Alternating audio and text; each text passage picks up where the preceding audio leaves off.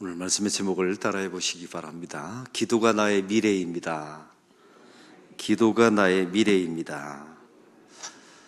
누가 저에게 성도란 무엇입니까? 묻는다면 저는 이렇게 대답할 수 있습니다. 성도란 기도하는 사람입니다. 여러분, 아무나 기도하는 게 아니에요. 하나님의 존재를 진짜 믿는 사람만 기도합니다. 여러분, 중직자라고 기도하는 게 아닙니다. 날라리 중직자들이 얼마나 많은데요. 아주 미숙한 사역자들이 있습니다. 그들의 특징이 뭐냐면 기도를 안 해요. 왜 기도 안 할까요? 어려움이 없어서요? 아니요. 신앙이 없기 때문에 기도 안 하는 겁니다. 이것은 아주 명확합니다. 이건 속일 수가 없게 되죠. 그래서 하나님의 백성들은 결국 하나님이 기도하게 만들어내십니다. 제가 요즘 요한복음의 주제가 무엇입니까? 하나님께서 부르신 사람은 반드시 부르신 사람은 포기하지 않고 중단하지 않고 성화를 거치게 하시고 영화롭게 하나님이 만들어내신다.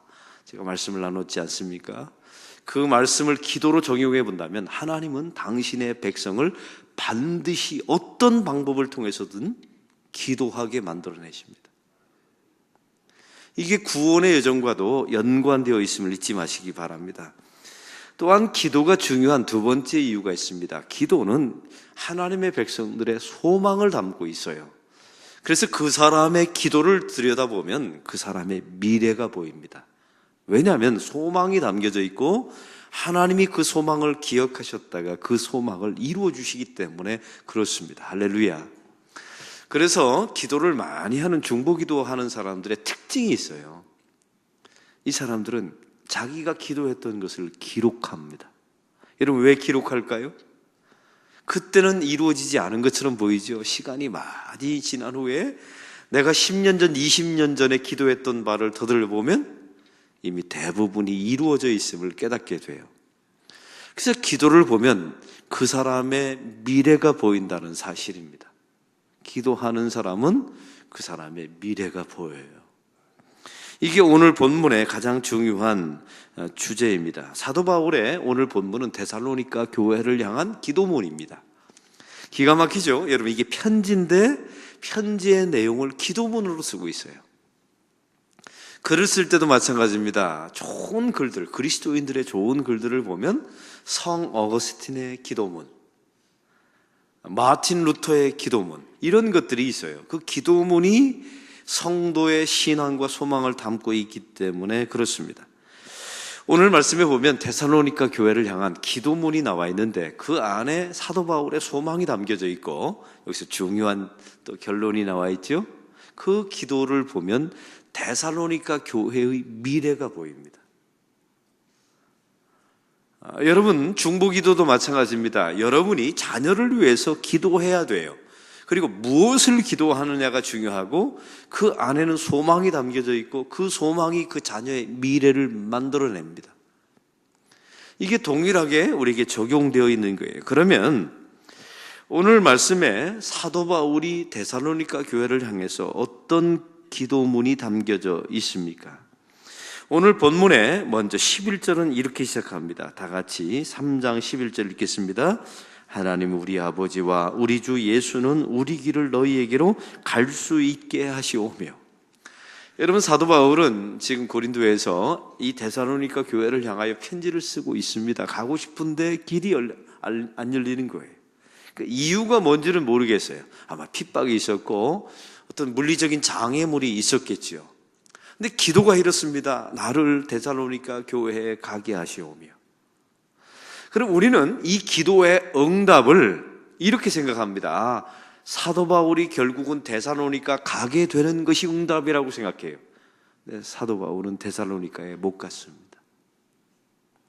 여러분, 그러면 이 기도문 속에 사도 바울의 무슨 소망이 담겨져 있습니까? 가고 싶다는 이유가 뭘까요? 책망하기 위해서요? 그들에게 교훈을 주기 위해서요? 아니요. 만나고 싶다는 거잖아요. 왜요? 사랑하기 때문에. 여러분, 여기서 가장 중요한 게 있어요. 사도 바울이 말하고 싶은 것은 나의 마음이 데살로니가 교회에게 있다. 나의 마음이 내가 너희를 사랑하는 교회이다. 여러분, 참 이상한 것은요, 사랑을 받으면 그 존재 가치가 높아지고 귀해져요. 여러분, 가정에서도 마찬가지입니다. 여러분, 목사가 성도들을 바라볼 때 그냥 바라보는 게 아니에요. 남편에게 사랑을 받는 아내의 얼굴은 달라요. 여러분만 모르지 다 알아요. 참 여러분 이상하죠? 남편에게 사랑을 받지 못하는 여인의 얼굴은 달라요. 놀라운 것은 목사에게 사랑을 받는 교인의 얼굴은 달라요. 여러분 그거 모르시죠? 이게 참 너무나 놀라운 거예요. 여러분 데살로니가 교회의 사랑을 받은 데살로니가 교회는 달랐어요. 이게 얼마나 귀한 줄 아십니까? 여러분 그래서 우리가 주변 사람과 많은 관계를 맺고 사역도 많이 하고 일도 많이 하지만 가장 중요한 게 내가 사랑을 하고 사랑을 받는 관계가 되어야 그의 인생이 예뻐집니다. 자녀들도 마찬가지예요. 교회 학교에서 제가 얼마나 많은 사역을 했겠습니까? 근데 부모님에게 인격적인 신앙적인 사랑을 받는 아이는 때깔이 달라요. 그리고 어려움이 와도 결코 무너지지 않습니다. 그런데 가정 안에서 스카이캐슬 같은 부모 만나면 얘네들이 완전 아무리 스카이 대학을 가도 인생이 왜? 자기가 불행하대요. 맨날 비교하고 열등감 가지고 조금만 좋으면 우울감. 이게 두 가지가 다 정신병이라는 거 알고 계세요? 정신과 의사한테 물어봤어요. 제가 집사님 사람과 비교하면 어떻게 됩니까? 아주 정확하게 돼요. 비교하면 목사님 약이 없습니다. 그래서 어떻게 약이 없습니까? 남보다 조금 못하면 열등감, 남보다 조금 나으면 우울감. 이 두 가지는 정신병의 증세래요. 미친 거죠, 미친 거. 그럼 다시 한번 말해볼까? 이런 사람은 누굴까요? 부모로부터 진짜 사랑, 좋은 사랑, 인격적인 사랑, 성경적인 사랑을 받아본 적이 없어요. 때깔이 나빠요. 오늘 사도 바울을 통해서 데살로니가 교회에게 주신 메시지가 이렇습니다. 내가 너희를 사랑하고 있다는 것. 이게 여러분 그러면 사랑받은 자의 교회, 사랑받은 자만큼의 인생으로 데살로니가 교회의 미래가 바뀌는 겁니다. 이게 사도 바울의 가고 못 가고는 중요한 게 아니에요. 내가 가고 싶다, 나의 마음이 있다, 너희를 사랑한다. 왜냐하면 사랑하는 사람은 만나고 싶거든요. 그리고 사랑하지 않는 사람은 죽도록 만나고 싶지 않아요. 억지로 만나는 거죠. 일 때문에.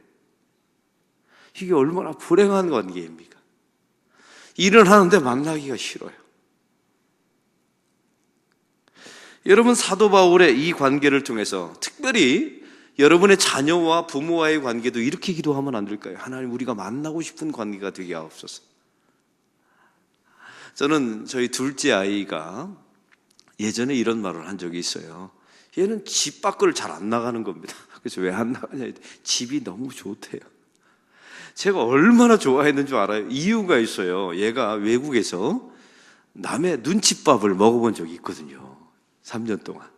근데 이 아이가 하는 말이 아빠 내가 그 집에서 사는데 그 집은 뭐 나쁜 집이 아니에요. 선교사 집안인데 그 집의 냉장고를 한번 못 열어봤대요. 왜냐하면 남의 거니까. 그 주인이 사모님이 열어주셔야 줘야만 먹는 거예요. 그렇게 이제 소심한 아이죠. 근데 집에 왔더니 뭘 할 수 있어요? 냉장고를 한 번 열 수 있는 거예요.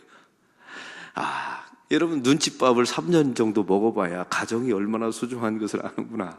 이런 것도 제가 한번 깨닫게 되었어요. 그래서 집이 너무 좋다고 하길래 우리 가정은 그래도 둘째 아이한테는 성공했구나. 집이 좋다는 걸 가르쳤으니까. 여러분 이렇게 만나고 싶고 함께 하고 싶은 관계가 가정 아닙니까? 여러분 그게 교회 아니에요? 여러분 성도 아닙니까? 함께 만나고 싶고 이런 마음들이 사도 바울에게 기도로 나타났고 그 마음이 데살로니가 교인들에게 고스란히 전달되었다는 사실이에요. 우리가 사도 바울에게 사랑을 받고 있구나. 그래서 이 데살로니가 교회의 미래의 모습은 당연히 보이죠. 사랑받는 교인은 사도에게 사랑받는 교회는 그만큼 견고하게 되어집니다.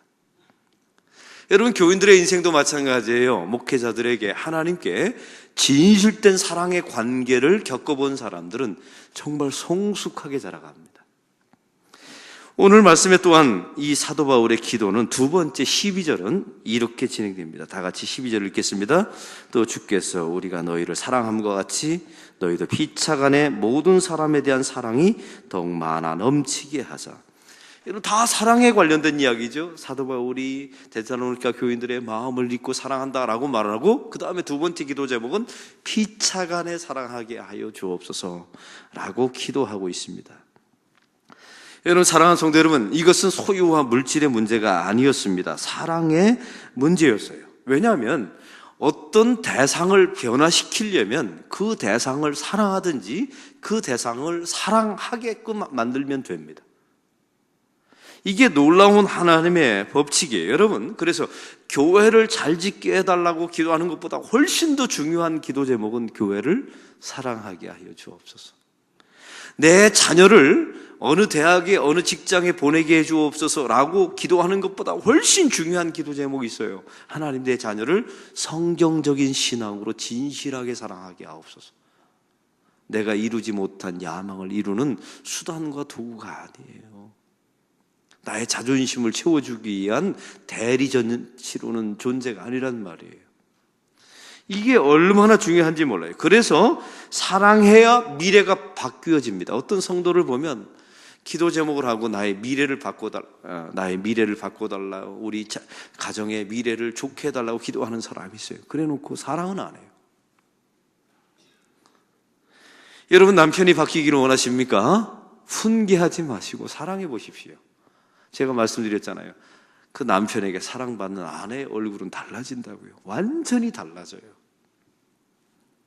그래서 우리가 항상 무슨 일을 할 때마다 아브라함도 보십시오. 여러분, 아들을 달라고 말했지만 하나님이 주고 싶은 것은 믿음이었지 않습니까? 믿음을 주고 싶었던 거예요. 그 아브라함을 믿음의 조상으로 만들어내지 않습니까? 내 환경과 기도 제목을 가지고 주님 앞에 소망하는 바가 있지요. 그러나 하나님께서는 여러분을 피차간에 사랑하게 하시사 그 사랑의 열매를 맺게 하시는 것이 하나님의 뜻입니다. 저는 요즘 개업 예배를 가끔 드립니다. 사업이나 어떤 일을 오픈하는 우리 교인들의 개업 예배를 가죠. 제가 온갖 축복을 합니다. 이렇게 디테일에 힘을 가지십시오. 또 아니면 장사할 때는 하나님께 드려도 손색함이 없는 물건을 만들어내십시오. 그런 음식을 만들어내셔야 합니다. 제가 수많은 어떤 메시지를 전하는데 진짜 제가 이렇게 보고 싶은 게 있어요. 그 일을 정말 사랑하는가? 좋아하고 사랑하는가? 여러분, 그 식당과 아니면 어떤 사업을 할 때 그 일을 사랑하거나 좋아하지 않는 사람은 아무리 하나님께서 아무리 뭔가를 하려고 하셔도요, 이게 통하지가 않아요. 여러분, 그러면 여러분의 사업과 직업을 통해서 정말로 돈도 벌어지고 나도 인생도 좀 바뀌고 이러려면 이렇게 기도하셔야 돼요. 하나님, 이 일을 통해서 돈을 많이 벌게 해주십시오, 번창케 해주십시오가 아니라 예수 믿는 사람은 이 일을 사랑하게 해주십시오라고 기도하셔야 돼요. 이게 얼마나 기도 제목인데요. 여러분, 그래서 세상 사람들도 이 보편적 은총을 찾아냈잖아요. 잘하는 사람은 좋아하는 사람을 못 당해내며, 좋아하는 사람은 그 일을 사랑하는 사람을 못 당해낸다고요. 교회도 마찬가지입니다. 여러분, 교회에 보면 교회를 사랑하는 사람은 그 누구도 그 사람을 못 당해내요. 그건 다 드러나니까요. 새벽기도 반주자들이 일주일에 6명이 쭉 합니다. 여러분, 그분들이 이렇게 찬송가를 반주하잖아요. 그러면 그 반주 찬송가를 그분들이 선택하고 제가 여기서 반주가 하면 찾습니다. 그거 알고 계셨어요? 제가 정해서 주는 게 아니에요. 제가 그분들의 영성을 믿기 때문에 오늘 새벽 예배에 가장 적합한 찬송이 무엇인가를 그분들이 찾아내게 하세요. 그러면 제가 그거를 이제 가사를 생각했다가 찾아서 함께 부르죠. 근데 그 노래를 거의 대부분 잘 찾아냈어요. 좋은 이 새벽 예배에 맞는. 근데 더 중요한 게 있어요. 그 중에 한 분이 이런 일을 했다는 겁니다. 우리가 새벽 예배에 6명이 6곡을 하니까 어떤 때는 놀라운 게 같은 곡이 나올 때가 있어요. 그러면 교인들에게 미안하니까 우리가 서로 다른 곡을 하자라 해서 써놨다는 거예요. 한 사람이 내가 몇 장을 하면 그걸 피해가는 거예요. 별 감동이 없어요, 여러분. 이거 아무나 생각해내는 거 아닙니다. 진짜 그 예배를 사랑하는 사람이 생각하게 돼 있고 생각하는 사람에게 디테일의 힘이 나오는 거예요. 여러분, 교육자도 마찬가지입니다. 교육자들을 가르친다고 해서 다 되는 게 아니에요. 어떤 교육자는 이게 감이 떨어지는 교육자들이 있고 또 중요한 게 있어요. 교회를 사랑하네요. 그러면 생각을 하지 않게 되고 생각을 하지 않으면 디테일의 힘이 안 나옵니다. 이건 가르친다고 해서 되는 문제가 아니에요. 목사가 가서 창업 예배 복 주시고 이래서 될 문제가 아니에요. 여러분, 기도 제목을 바꾸셔야 돼요.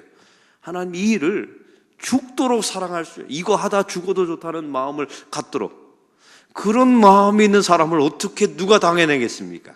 여러분, 평생 직업 생활을 하면서 이 프로테스탄트의 정신이 먼저 직업이 소명이고 그 소명이 되려면 그 일을 죽도록 사랑하셔야 돼요. 그리고 그 일을 통해서 하나님의 일을 이뤄내시겠다는 소명감이 있어야 합니다. 할렐루야. 이런 그리스도인들을 만들어내는 것이 교회의 역할이에요. 여러분의 인생 속에 나 이 일 하다가 죽어도 좋다 이런 생각을 한 번도 해본 적이 없다면 여러분은 진짜 불행한 사람들입니다. 그건 밥 벌어먹기 위해서. 그러면 그럴 거예요. 목사님은 그럼 세상 일을 안 해. 어디 세상 일과 교회 일을 하나님이 구분해 놨어요. 그 일을 통해서 하나님의 영광을 돌리고 하나님 이 돈 벌어서 하나님께 11조 내어서 그것이 주의 교회 건축에 드러내고 내 사업의 현장에서 만나는 수많은 믿지 않는 사람에게 선한 영향력을 끼치게 하시고 하나님의 방법으로 이 사업과 장사를 통해서 나의 복음이 진달되게. 여러분, 이거는 성직이에요. 목사만 성직이 아니라 그런 사람은 세상 속에 거룩한 성직이에요. 그렇게 사랑하는 성도를 통해서 전도가 되고 그 사람 주변에 하나님 나라가 확장되는 줄로 믿습니다. 이를 위해서 기도하셔야 돼요. 여러분, 우리 안락교회가 건강해지는 것은 바로 이런 게 건강해지는 거예요. 또한 오늘 말씀에 보면 결국 결론은 13절에 이렇게 말합니다. 마음을 굳게 하시고. 왜냐하면 이 당시에 데살로니가 교회를 힘들게 했던 것이 시한부 종말론자들이었거든요. 근데 그 다음 절을 보면 이렇게 나와 있습니다. 거룩하고 흠이 없게 하옵소서. 여러분, 종말론자의 마지막 고백이 뭔지 아세요? 그냥 대충 살다가 그 예수님이 재림하시면 얼른 천국 가자 하고 세상과 이렇게 결별해요. 그리고 이상주의자가 되거나 자기를 격리시키죠. 근데 기독교는 그렇지 않아요. 그 세상 속에 깊이 들어가서 그 속 안에서 거룩하고 흠이 없게 살고. 이 말은 뭔지 아세요? 우리를 핍박하고 고난하는 이 세속화된 도성 안에서 하나님 저를 좀 지켜주십시오. 제가 세속화되지 않도록 지켜주십시오. 기도하는 겁니다. 탄식하면서. 이것이 우리의 기도가 되고 이것이 데살로니가의 소망이 되며 결국 데살로니가 교회가 그렇게 만들어진 거예요. 주일날 예배 시간에 이상하게 2부 시간에 제가 설교를 하면서 이상하게 제 눈에는 가난한 사람이 안 보이고 교회 병든 사람, 헌금 적게 하지만 진실하게 되는 가난한 과부가 보이지 않는다고 설교하는 순간에 제 안에서 통곡이 나왔어요. 왜냐하면 제 눈이 자꾸만 그런 교인에게 안 가는 겁니다. 그래서 제가 설교 시간에 울었지 않습니까? 1부 시간은 제가 울지 않았어요. 근데 2부 설교를 하는데 제 마음에 저 자신에 대한 탄식이 나오더라고요. 근데 우리 교회 그 예배에 처음으로 나온 교인이 있었어요. 그러니까 생전 처음으로 교회 나온 교인이 저하고 함께 면담을 하는데 이러는 겁니다. 목사님, 그게 울 일입니까? 자기 이해가 안 됐대요. 더 놀라운 것은 목사님의 그 설교를 듣고 교인들이 함께 우는 걸 보고 잘못 왔다. 여기 사이비 집단이다. 저한테 새신자가 그 말을 했어요. 여러분, 왜 그렇게 말할 수밖에 없었을까요? 목사님, 부자한테 눈이 가는 게 그냥 당연한 거 아닙니까? 건강한 자에게, 교회 헌금 많이 내는 자에게 눈이 가는 것이 가장 인간적이지 않나요? 그 말을 하고 싶은 거예요, 그분은. 여러분, 너무 다르죠? 제가 이걸 보면서 세상과 하나님의 백성은 이렇게 다를 수 있구나. 관점이 달라요. 탄식의 내용이 전혀 다릅니다. 그리고 우리 교회를 사이비 집단처럼 보인다는 거예요. 왜냐하면 교회라는 곳은 한 번도 안 가봤는데 이게 이상하거든요. 자기들은 그게 지극히 당연한데 그걸 가지고 울잖아요.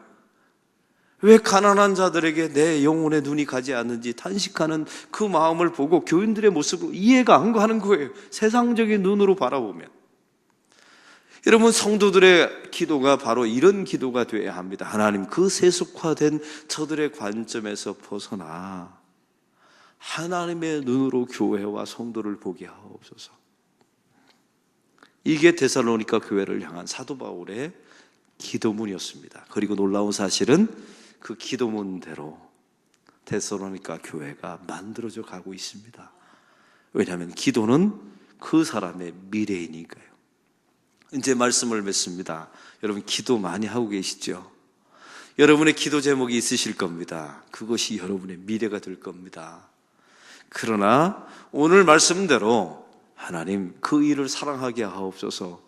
그리고 사랑하는 관계가 되게 하여 주옵소서. 이렇게 기도한다면 여러분의 미래는 하나님께서 가장 좋은 것으로 만들어 주실 줄로 믿습니다. 여러분, 제가 우리 교회 건축 과정을 통해서 첫 번째 기도 제목을 왜 그렇게 정했는지 아시겠죠? 콘크리트 더미를 높게 크게 짓는 교회가 아니라 하나님, 이 지어지는 과정을 통해서 교회를 정말 사랑하게 하옵소서. 왜냐하면 교회를 사랑하는 사람은 이게 그리스도의 몸이기 때문에 결국 누구를 사랑하게 돼요? 예수님을 사랑하게 돼 있기 때문에 그렇습니다. 이런 기도가 여러분의 삶 속에, 가정 속에, 직장 속에 이루어지기를 축원합니다. 오늘 말씀의 느낌과 깨달은 점을 적어보시고 해야 될 것 한 가지와 하지 말아야 될 것 한 가지를 적어보시고 이 말씀대로 사는 하루가 되게 달라고 기도하는 시간 갖겠습니다.